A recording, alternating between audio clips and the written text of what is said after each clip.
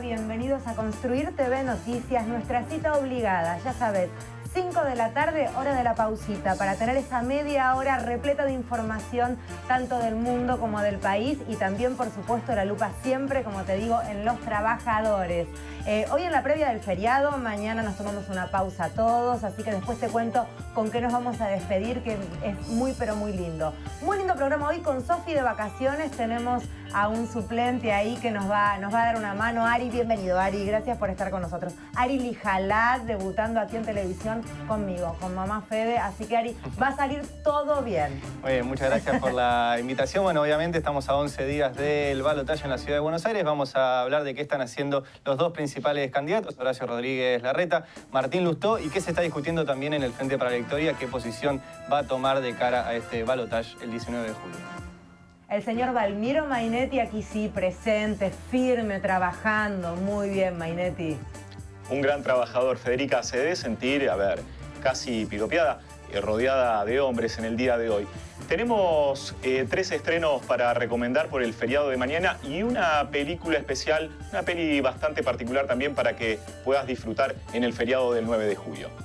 Recibimos visitas hoy en el programa. ¿Quién? El doctor Samuel Cabanchik. Ahí lo dije bien, Samuel. ¿Te doctoré? ¿Está bien que te doctoré o no? Te volví a doctorar, perfecto. Filósofo, doctor en filosofía y una persona que sabe mucho acerca de la muerte digna. Él trabajó muchísimo allá por el 2011 en el famoso caso Camila. ¿Por qué estamos hablando de esto? Porque ayer conocíamos la noticia finalmente de un caso que ha sido emblemático. Marcelo Díez, un hombre que 20 años ha estado postrado en una cama, estado vegetativo, y la muerte digna, la famosa ley de muerte digna promulgada en el 2012, no pudiendo hacer nada porque era un caso ya judicializado. Una familia luchando, y finalmente en el día de ayer conocíamos finalmente una noticia que tenía como eje Marcelo Díez y al lugar para que la ley sea finalmente un hecho concreto. Con el aditamento, con el plus de que Marcelo Díez falleció de manera natural, si se quiere, se fue solo 3 horas después de darse por conocido el fallo. Muy, pero muy simbólico, muy emblemático, y vamos a estar charlando entonces profundamente sobre este tema. ¿Con qué seguimos ahora? Con... Hay elecciones, el balotaje. Dios mío, estamos a nada. El 19, en plenas vacaciones de invierno, se viene el balotaje. ¿Cómo vienen las cosas? Exactamente, Ernestina, ese es un dato fundamental. Ernestina, le mando un beso enorme. Yo le mando un cariño. Perdón. No, está todo bien. Es mi debut. Sofía. A ver, Federica, lo que te decía. Dato importante que es en mitad de las vacaciones de invierno, eso es un dato curioso. Preocupaba, que no sé si lo yo tuvieron escuché que en estaban cuenta. preocupados con el tema porque justamente les cayó la ficha medio como después de dónde caía, y parece ser que los porteños suelen tomarse vacaciones. Exactamente. Digamos. Es importante la fecha porque se raja mucha gente. Hay que ver ahí si el 19 de julio se mantiene el porcentaje de electores, fue el 73% del padrón en la primera vuelta. Veremos cómo sigue, pero digamos la gran disputa que tienen los dos candidatos, tanto Horacio Rodríguez Larreta y Martín Lustó, es cómo salen a cautivar votos. Obviamente Martín Lustó tiene muchas más complicaciones porque quedó a 20 puntos de los 45 que obtuvo Rodríguez Larreta. El gran problema que creo tienen los dos candidatos es que los dos comparten la estructura política a nivel nacional. O sea, los dos forman parte del bloque Cambiemos, que va a ir una interna con Mauricio Macri, con Elisa Carrió y con Ernesto Sanz. Y eso transforma el balotaje en la Ciudad de Buenos Aires en casi una interna del propio Cambiemos. Sí, lo cual creo que también dificulta a la hora de plantear cuál es la diferencia, por qué votar a uno o al otro. Me parece más claro para Martín Lustó una dificultad desde ahí, porque hay algunas cosas que quizás hasta estaría vedado decir por una cuestión de lealtad partidaria, proyectándose a lo que va a ser la presidencial. ¿Se entiende? Exactamente. De hecho, en el día de hoy Mauricio Macri le dijo a Lustó que no juega en equipo. Empiezan todos esos tires y aflojes que tienen que ver con esta situación. Lo que tiene que definir Lustó es cómo sale a buscar todo el voto anti-PRO, y dentro de ese voto anti-PRO están los votos del Frente para la Victoria. Y del otro lado, del Frente para la Victoria, todavía no se sentó una posición de qué van a hacer respecto del balotaje. Si van a llamar al voto en blanco, si van a llamar a votar a alguno de los dos, o ver qué hace Mariano Recalde y el Frente para la Victoria en la Ciudad de Buenos Aires. Sí, destacar que los que entienden del nicho político hablan de un voto en blanco leído casi como un voto hacia Rodríguez Larreta. Y entonces yo veía el otro día medio instructivos para ver de qué manera se impugnaba. que era muy raro, porque también es cierto que con esta boleta única electrónica, la impugnación, tal como la entendíamos, a lo mejor meter la foto de alguien, un salame, o lo que se te ocurra, claro, ya no es posible. Entonces daban consejos acerca de posibles maneras de que tu voto sea impugnado, lo cual también es como raro. Es verdad que entra dentro de las reglas del juego democráticas. Sí, sí, sí. Y tengan en cuenta, el voto en blanco se dice que va para el de la mayoría. En realidad el voto en blanco en un balotaje no se cuenta. O sea, si hubo 10 personas que van a votar, 5 votaron en blanco, 3 a la reta y 2 al gusto, gana la reta. Porque esos 5 no se votan. Nunca puede ganar el voto en blanco porque no se cuenta en el conteo final de un balotaje. Interesante, gracias Ari. Vamos ahora a presentar a nuestro invitado como corresponde y ya estamos charlando acerca de un tema muy pero muy interesante que da lugar para mucho debate, mucho tema de postura, intervención de la iglesia, de algunas cuestiones que desde un Estado laico uno quizás no entendería del todo. La medicina puesta allí, por supuesto, como clave. Un negocio también, lo pregunto. Vamos a hablar de esto. Valmi, ¿a quién recibimos? Recibimos, Fede, a Samuel Cabanchik, es senador con mandato cumplido 2007-2013 por la Coalición Cívica, autor del proyecto de muerte digna que en 2011 debatieron senadores y diputados. Fundador del proyecto Buenos Aires Federal, doctor en filosofía, docente en la UBA y la Universidad del Litoral, es actual diplomático del Senado de la Nación en amistad con otros parlamentos del mundo, es hincha de Independiente y jugaba de 10. Ex zurdo habilidoso, dicen sus amigos. Quiero aclarar que Mainetti le está poniendo especial énfasis porque es hincha Independiente Mainetti, Cabanchik. Así que pueden saludarse cálidamente. Yo sentía algo interesante. Y Federica vestida de rojo, además. Sí, en homenaje absoluto. Yo estaba interiorizada a pleno que venías y de que vos eras Independiente sin lugar a dudas. A ver, Samuel, vamos a hablar de un tema que en un punto... a quienes venimos siguiendo el caso de Marcelo Díez puntualmente nos provocó alegría, no es el término, porque la verdad es que es de mucha tristeza todo lo que fue sucediendo con el caso, pero lo cierto es que sentimos que se hizo justicia. En algunos análisis yo quiero que primero que nada pongamos el eje en diferenciar en lo que es la eutanasia de la muerte digna, porque había confusión y me parece interesante poner primero la lupa allí. Sí, cómo no, me parece bien. Es uno de los puntos que fue más polémico en todo el debate parlamentario, en el debate en la sociedad. Porque cuando discutimos estas cosas, cuando consagramos leyes para regular, digamos, todas estas cuestiones tan extremas, donde se trata de la vida, la salud, la dignidad, la muerte, la libertad, la autonomía, grandes temas de la existencia humana, entonces todos ponemos especial atención.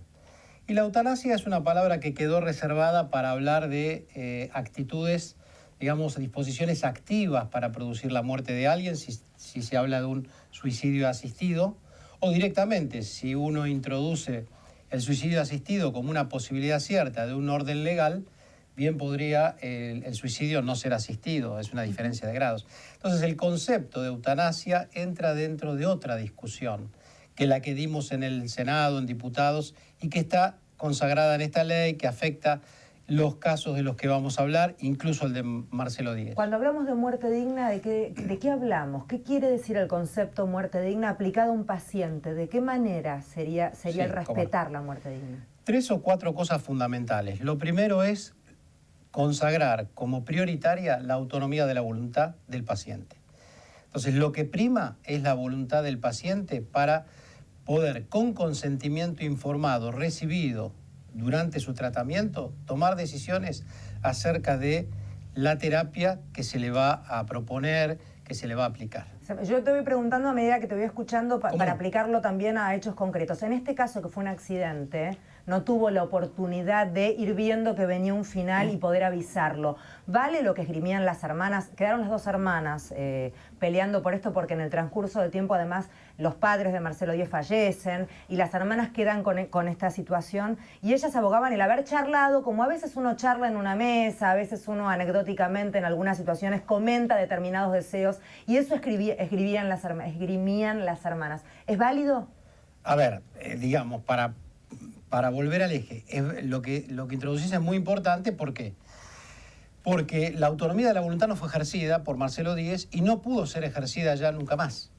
Era un muchacho joven, un muchacho que uno lo puede imaginar, activo, andando en moto a velocidad. ¿Iba a ponerse a reflexionar sobre esas cosas? Yo tengo 56 años, me he dedicado a este tema y así y todo. todavía no he definido cuáles serían las cosas que haría respecto de eso. Me cuesta pensar que en esa situación vital Marcelo Díez sí lo había hecho. Pero más allá de esto, y si las hermanas testimoniaron esto, ya está en la causa, ya tuvo su consecuencia, el fallo de la Corte, y además el deceso paralelo en el mismo tiempo del propio Marcelo Díez. Así que, dejando el caso particular de lado, como tema general, la ley que votamos, que elaboramos, da respuesta a ese problema. Porque dice que cuando la manifestación de la voluntad no se hizo, y ya no se puede ni se podrá hacer, en los grados de parentesco, de consanguinidad, de parentesco político por el caso de un cónyuge o incluso de un tutor o un representante de legal, en diferentes jerarquías, igual que está en la ley de trasplantes y de digamos, donación y trasplante de órganos, con el mismo nivel de jerarquización y de prelación, con ese mismo se opera en este caso, en el caso del tratamiento, de la limitación de la terapia, cuando ésta ya se evalúa como ineficaz y como al mismo tiempo productora de sufrimiento y prolongación de una agonía cada vez peor para el paciente y para el entorno familiar. Todos sufren, nadie gana, excepto aquellos que estén en el negocio aprovechando esta situación. Entonces, frente a esto, la ley también da respuesta. Es distinto al consentimiento informado, es distinto a lo que ya está en el Código Civil como figura del registro de la voluntad anticipada. En eso, el caso de Marcelo Díez, como el caso fue de Camila Sánchez. En el que vos trabajaste personalmente. Sí, ¿no? pero antes que el caso de Camila Sánchez tenemos el caso que motivó realmente la presentación por nuestra parte de la ley y dinamizó el debate en el 2011, que fue el caso de Melina González. Susana Bustamante, su madre, nos vino a ver y nos contó este caso impresionante, pero allí Melina, en plena aptitud, gozo de sus facultades, ella pidió una respuesta que terminara con su dolor, una sedación profunda, porque ya no había nada que hacer y todo era peor día tras día, un calvario. Ahora, yo tengo una pregunta. Vos mencionaste la palabra negocio recién. Digo, Sí. ¿por qué un tema tan sensible como esto recién? En el 2009 es la Ley de Derechos del Paciente, en el 2012 es la modificación que Correcto. permite esto. ¿Quién está detrás de ese negocio? Porque hay oposición del lado, digamos, también religioso a estas cuestiones y hay una oposición del lado de los negocios. ¿Quiénes son esos actores? Que a veces tienen vasos comunicantes, ¿no? O pueden tenerlos al menos. Y imagínate, por ejemplo, los hostis, las casas de retiro en donde se ofrece un servicio que es el servicio para terminar con la vida de la persona a cambio de un buen pago de dinero. Hay gente que se va de viaje a Suiza y en esto los suizos, hablaba esto por mis otras funciones en el Senado con el embajador de Suiza en la Argentina, que nos contaba que es un motivo de preocupación en Suiza, por ejemplo, porque ellos tienen una ley que permite incluso en algunas partes de Suiza, no es una ley nacional porque el ordenamiento jurídico de ellos es distinto al de una nación, pero tienen vigencia en algunos lugares de Suiza, este tipo de clínicas donde uno incluso encuentra el suicidio asistido. Eso es todo con dinero. No digo que sea la principal motivación, pero es de pensar que también lo es. Entonces se hizo una trama, un conjunto de cosas dada una práctica y un estado de la cuestión en la cultura humana en un momento determinado. Como esto es un tema que es difícil de tocar, porque es difícil de enfrentar para todos nosotros individual y colectivamente, es natural que se vaya generando, junto con las prácticas sociales, también intereses privados. No lo digo demonizando eso en sí mismo. Es natural. Lo que es reprobable es que la gente, por defender eso, vaya a rechazar con argumentos hipócritas lo que es claramente un avance de la conciencia colectiva, que es volver a conectarnos con nuestra existencia plenamente, que incluye la vejez, el deterioro, la muerte, de un modo más natural, de un modo de frente, digamos, no con tanta lejanía con todas las cosas, ¿no? Porque la soledad que vive alguien que está en esa situación, incluso Marcelo Díez, al que o se le atribuye una conciencia mínima o ninguna durante más de 20 años, era solamente la oportunidad para el encarnizamiento terapéutico y la facturación. ¿Qué otra cosa podía ser? Bueno, hoy el abogado de Marcelo Díez relataba que cada jornada salía 15.000 pesos. Ya está, la respuesta es muy clara, ¿no? Entonces creo que hemos avanzado porque la ley, primero está lo de la voluntad de autonomía. Cuando eso no se puede, da una solución. primero cónyuge, después padres e hijos, después hermanos, y así sucesivamente, para poder tomar cartas en el asunto cuando el paciente no puede hacerlo por sí y cuando la historia clínica ha determinado con total objetividad y garantía que el 100% de lo que tiene la medicina para ofrecer ya no alcanza para nada, es cero. Y un detalle importante también y que creo que vale, nadie te va a obligar a nada. Si vos necesitas, por cuestiones X, cuales sean, acompañar a esa persona y que esa persona quede contigo así como esté, en el estado en el que esté, por más que la medicina te diga vos tenés la posibilidad de hacer esto o aquello, vos tenés derecho también a seguir con esa persona, digamos. Nadie va a obligarte a una muerte digna para tu familiar o tu ser querido si vos no querés hacerlo. Cabe el caso y el ejemplo de lo que fue la mamá de Gustavo Cerati, que ella decidió que necesitaba que su hijo estuviera de esa manera, de la forma en que ella necesitaba despedirse, el tiempo que ella necesitaba, con los tiempos que ella... Y nadie le obligó a nadie. Bueno, eso es un punto muy importante que se conecta con la evaluación que estamos haciendo del fallo. Hemos leído con profundidad el fallo de la Corte Suprema de Justicia de la Nación. Es muy importante que la gente se quede tranquila. Acá el Estado no titula por sí ningún derecho de nadie. El derecho es del paciente y en todo caso el derecho es putativamente de los familiares que lo representan como representantes legales o por el vínculo sanguíneo. De eso se trata, de un derecho, no de un deber, una obligación o una usurpación de voluntad anónima de la sociedad de quien fuere. Pero creemos que este debate tan importante en la sociedad, que ya lo dimos en el 2012, lo tenemos que seguir dando, porque incluso el fallo de la Corte abre la puerta a una interpretación equívoca y controversial de algún artículo de la ley que ya tenemos. Tal vez no tengamos tiempo ahora de profundizar en todo ello, pero lo dejamos planteado tal vez para sucesivas cosas. Analizar bien el fallo, discutir los fundamentos. No olvidemos que en los fundamentos y en lo filosófico de base se juega tanta importancia como en las partes resolutivas. Sacando el libro ya, ¿no? Sí, hablando de filosofía, Bien. la fusión entre filosofía y política. Muy interesante. Se llama Desde el Palacio, retrato de un filósofo en el Senado, lo edita Galerna y ahí cuento desde la fundación del Hannah Arendt y la coalición cívica hasta el último día de mi mandato. Gracias, Samuel, un placer. Muchas gracias, Un Federica, gustazo. a todos Muchas ustedes. gracias. Un gusto de estar acá. Con Ari vamos a estar ahora en breve hablando de qué pasa con las escuelas porteñas y las vacaciones, pero antes, hablando de vacaciones, vamos al cine. Mañana día de estrenos. Para nosotros y para ustedes feriadísimo. Por lo tanto, ya el Balmi tiene los estrenos y te recomiendo, te cuenta de qué se trata. A ver, ¿cuántos estrenan? Claro que sí, Fede. Tenemos 3 estrenos para invitarlos a todos al cine. Y el primero de ellos tiene que ver con un estreno nacional que se llama Locos Sueltos en el Zoo. Es una película para toda la familia y la trama va de que un viejo guardián del zoo, Gregorio, conoce un gran secreto, que por la noche los animales hablan. De ahí parte toda la trama de la película. En este film actúan Emilio Dizzi, Fabián Gianola, Karina Jelinek, Gladys Florimonte, Pachu Peña, Luciana Salazar y atención que es el debut, hablábamos hoy de debut, de Marley en la pantalla grande. El segundo de los estrenos que tenemos para disfrutar con todos y compartir con todos ustedes es una película que viene de afuera, viene de los Estados Unidos. Hablamos de Terminator, Génesis. Esa la tenemos que ver. Esa la vamos a ver seguro. Arnold Schwarzenegger vuelve al cine en la 5ª parte de esta saga. Y la trama viene de que cuando el líder de la resistencia, hablamos de John Connor, envía al sargento Kyle Reese de vuelta a 1984 para proteger a la gran Sarah Connor y salvaguardar al mundo y al futuro. Allí se producirá un inesperado giro en los acontecimientos que creará una fractura en la línea temporal. La tercera de las recomendaciones de los estrenos que vamos a estar compartiendo aquí en Construir TV tiene que ver con una propuesta de terror. Se llama La Horca y es la propuesta de terror de la semana.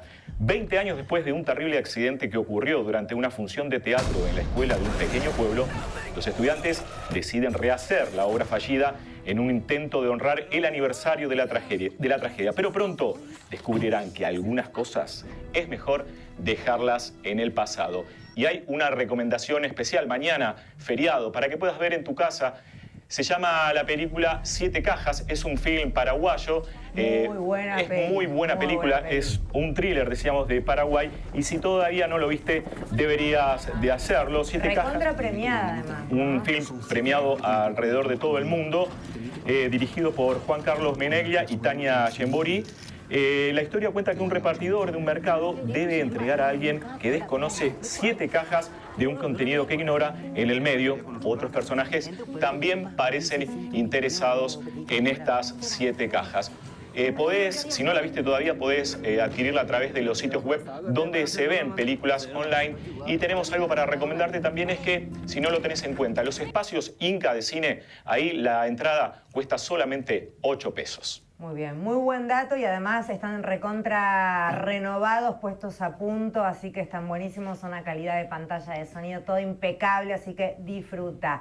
Quienes no van a gozar de vacaciones de invierno aparentemente son los 14, hay 14 escuelas tomadas todavía en la ciudad de Buenos Aires. Los alumnos que pertenecen a esas instituciones, los docentes que pertenecen a esas instituciones, ¿no van a tener vacaciones de invierno? ¿Ya es un hecho?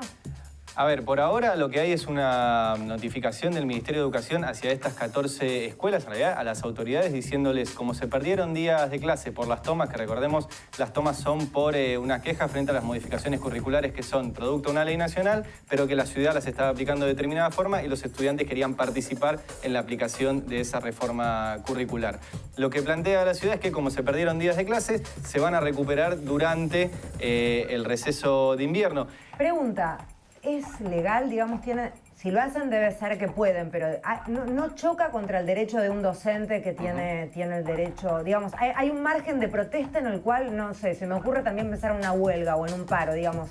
¿No sería algo similar, Ari? ¿No pasa ahí? ¿No se chocan dos derechos? ¿No hay ahí? Sí, exactamente. Lo que se está violando acá es un derecho adquirido del docente, como tienen los trabajadores judiciales, por ejemplo, de tener un receso a mitad de año. Y de hecho, por lo que pude averiguar hoy, la Unión de Trabajadores de la Educación, la UTE, que es el sindicato más grande de los docentes de la Ciudad de Buenos Aires, ya planteó un amparo frente a esta decisión del gobierno de Mauricio Macri de negarles, insisto, un derecho, que son las vacaciones en la Ciudad de Buenos Aires.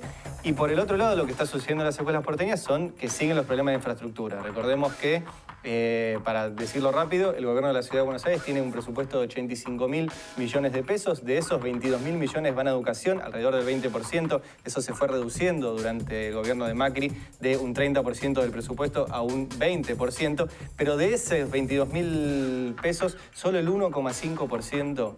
El 1,5% va a infraestructura escolar. O sea que tenés problemas de diseño de las currículas, por lo cual son las tomas, y problemas graves, en este caso estamos en invierno, de calefacción, con solamente el 1,5% de los recursos destinados a estas mejoras. Calefacción y no olvidemos la comida, que muchas veces los pibes tienen que comer viandas de comida fría en pleno invierno, también porque no tienen gas. ¿De qué equipo sos? ¿De qué cuadro sos? De River. Me dice de River como que, de River, como que era obvio. ¿Quién sos? No, estamos contentos, volvió Saviolita, vuelve Pablito Aymar. Vamos a estar hablando de eso, pero antes vamos a hablar de Boca, pero no del deporte. Vamos a hablar de un video que se conoció con el estacionamiento de un hotel, aparentemente, y en realidad eso no tendría nada de malo si no fuera porque hay unos muchachos ahí muy grandotes, muy que dan miedito, todos en grupo, un grupo nutrido que pide ver a algunos jugadores, en fin. Balmi, ¿qué me puedes contar? Fede, estas imágenes difundidas ayer por el canal TIC Sports, por la señal de cable de TIC, ponen en evidencia ni más ni menos más o menos lo que todos sabemos o lo que todos sospechamos, la relación directa entre jugadores y barras bravas. En el video se puede ver con claridad una reunión entre jugadores y barras de Boca, puntualmente entre Rafael Diceo y Mauro Martín. También por parte de los jugadores participaron el Cata Díaz, Orión y Fernando Gago. Según trascendió durante esta reunión, Diceo dejó muy, pero muy en claro que él volvía al liderazgo de la 12 y les pidió a los jugadores que ganen títulos, me suena como un poco apretada, y también 30 uniformes deportivos para los del resto de la barra. Le dijo, please, ganen y nos gustaría abrigarnos, no tenemos ropa. Las imágenes, Fede, que trascendieron... Los tamaños de los chicos son enormes. Y dan para... Sí, da un poquito de miedo. No se enojen esos pibes. Claro que sí. Lo que sí te voy a decir, y también por ahí le interesa a Ari, que es que esta noche juega River. A partir de las 20:10... no, lo voy a ver por la tele, pero... Juega a partir de las 20:10, lo transmite la televisión pública.